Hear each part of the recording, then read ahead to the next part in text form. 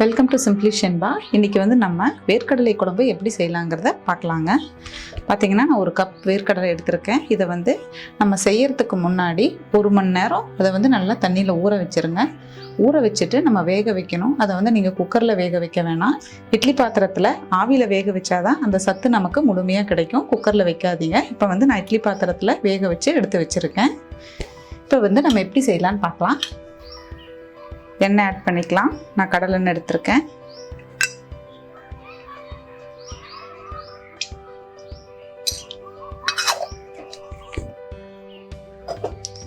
எண்ணெய் சூடாகட்டும். சூடானதும் நம்ம கடுகும் வெந்தயமும் ஆட் பண்ணிக்கலாம்.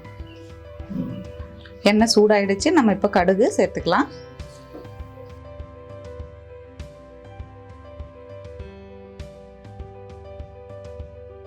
வெந்தயம் ஆட் பண்ணிக்கலாம்.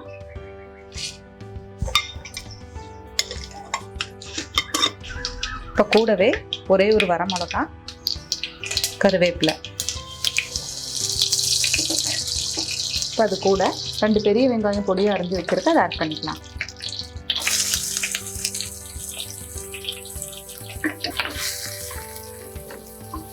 இது நல்லா வணங்கட்டும்.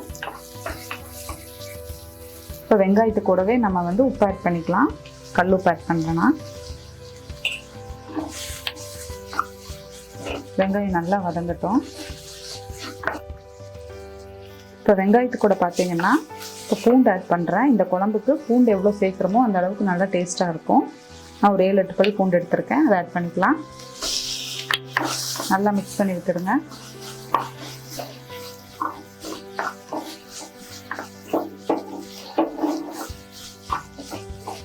இது கூட நம்ம தக்காளியும் சேர்த்துக்கலாம். 2 தக்காளி எடுத்திருக்கேன். இப்போ தக்காளி வெங்காயம் எல்லாமே நல்லா வதங்கட்டும். அடுப்பை லோ ஃப்ளேம்லேயே வச்சு விட்டுடுங்க.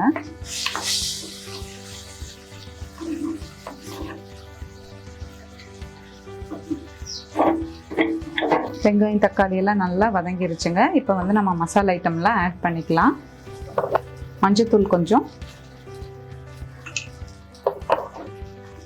சீரகத்தூள், மிளகாய்த்தூள் காரத்துக்கு ஏற்ற மாதிரி போட்டுக்கோங்க. நான் 1 ஸ்பூன் ஆட் பண்ணுறேன். மல்லித்தூள் 1.5 ஸ்பூன். எல்லாத்தையும் நல்லா மிக்ஸ் பண்ணி விட்டுடலாம்.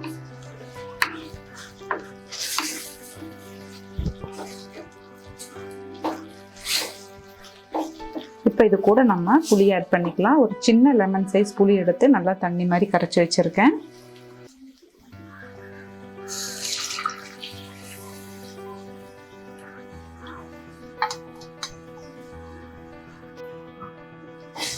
இப்போ நல்லா கலந்து விட்டுடலாம்.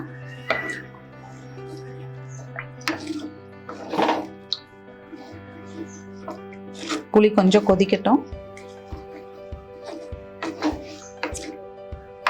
புளி தண்ணி கொதிக்கட்டும். அதுக்குள்ளே நம்ம தேங்காய் அரைச்சி எடுத்துகிட்டு வந்துடலாம். நான் ஒரு 1/2 மூடி தேங்காவை துருவி வச்சுருக்கேன்.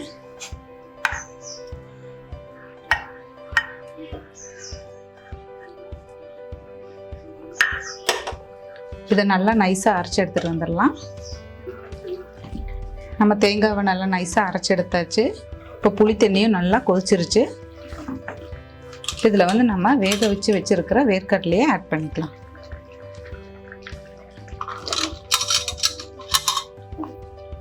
நல்லா கலந்து விட்டுடலாம்.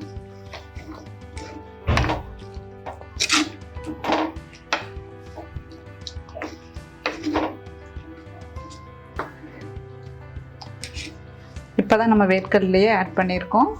ஒரு 2 நிமிஷம் இருக்கட்டும். அதில் உப்பு காரெல்லாம் பிடிக்கட்டும். அதுக்கப்புறம் நம்ம அரைச்சி வச்சுருக்கிற தேங்காவை இதில் ஊற்றிக்கலாம். இப்போ நல்லா மிக்ஸ் ஆகிடுச்சு.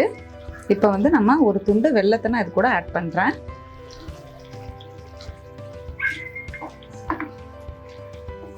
அது குழம்பு கொதிக்கும் போதே கரைஞ்சிடும். இப்போ நம்ம அரைச்சி வச்சுருக்கிற தேங்காவை இதில் ஊற்றிக்கலாம்.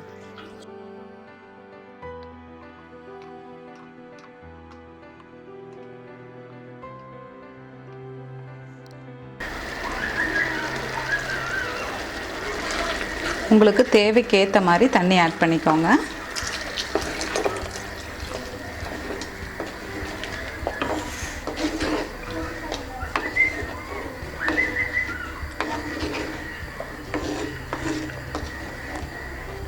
ஒரு கொதி வந்ததும் நம்ம இனி இறக்கிடலாம்.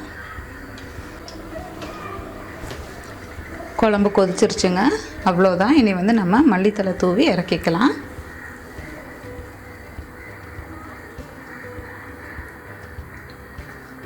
வேர்க்கடலை குழம்பு ரெடி. நீங்களும் இதே மாதிரி ட்ரை பண்ணி பார்த்துட்டு கமெண்ட் பண்ணுங்கள். சிம்பிளி ஷென்பா சேனலை சப்ஸ்கிரைப் பண்ணாதவங்க சப்ஸ்கிரைப் பண்ணுங்கள். கூடவே பெல் பட்டனையும் ப்ரெஸ் பண்ணுங்கள். தேங்க்யூ.